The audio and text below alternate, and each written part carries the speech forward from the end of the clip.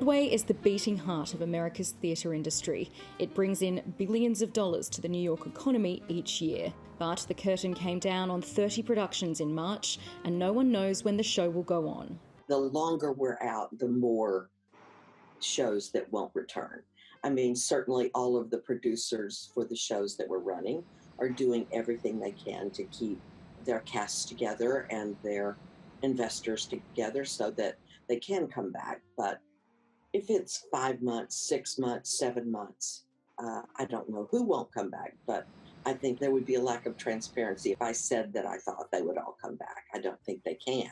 The Broadway theatre industry supports nearly 100,000 jobs. During last season, which ran from June 2018 through May 2019, performances grossed $1.8 billion, with almost 15 million people attending shows. Times Square is usually full of theatre goers, most of them tourists, both domestic and international. This has a knock-on effect for shops, bars, restaurants, hotels, and even car parks. So the longer it takes for Broadway to bounce back, the longer it'll take for businesses who rely on the crowds to recover.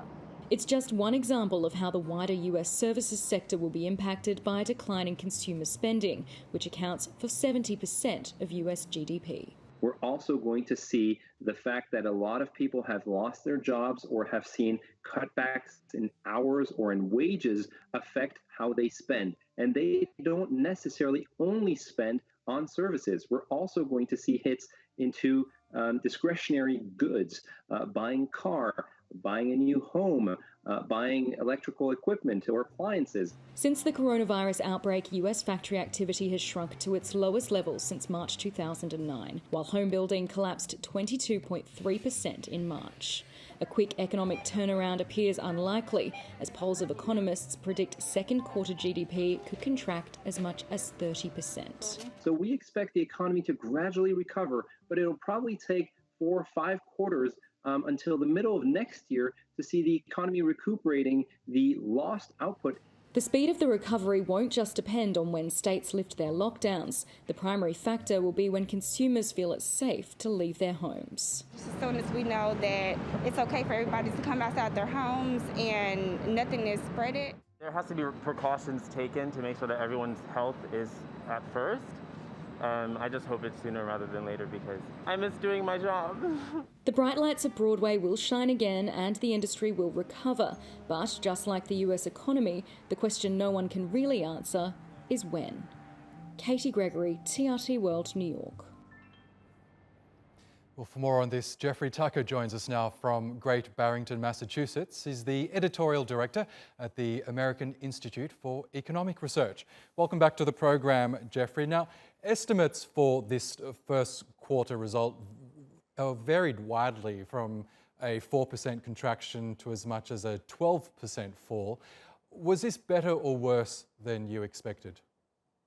Well, it probably.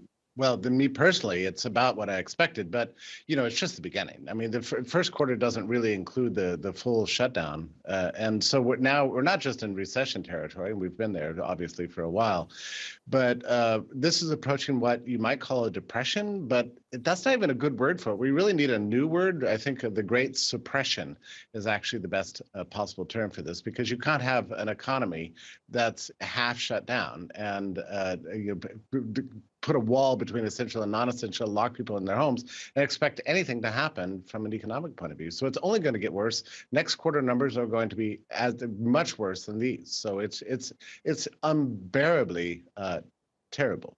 Of course, right now we're seeing everyone from the US president to various state governors really look to open their economies to get back to business, get people back to work, get people spending. Do you think this latest GDP data will add further fuel to that push?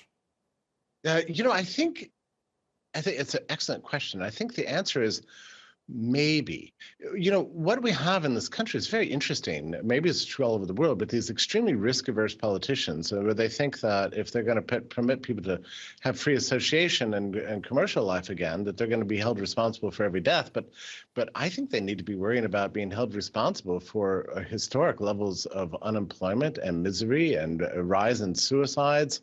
and the amount of suffering that this lockdown is causing. Now, I must tell you, Oscar, that right now in the United States, there are some places in the country that seem rather normal. It took Atlanta about 3 days after it opened for things to start to look a little bit like the old Atlanta. But in New York, of course, it's a ghost town. And Massachusetts, the governor just announced a couple of days ago, he's decided, on what advice, nobody knows, to prolong this yet another 2 weeks. So this is psychologically devastating. You can't have anything like capital formation or planning for the future under these conditions. And Mayor Blasio of New York, or actually it was Cuomo, said that this will all be on a hair trigger. If they open, it'll only be under conditions, and then they may revert it. Well, here again, you can't run an economy this way, with everybody fearing that the day after tomorrow, some politician's going to decide to take away your human rights again. So listen, it's bad. I'm telling you, Oscar, if we had opened up 3 or 4 weeks ago, we could have gotten through this, but not now.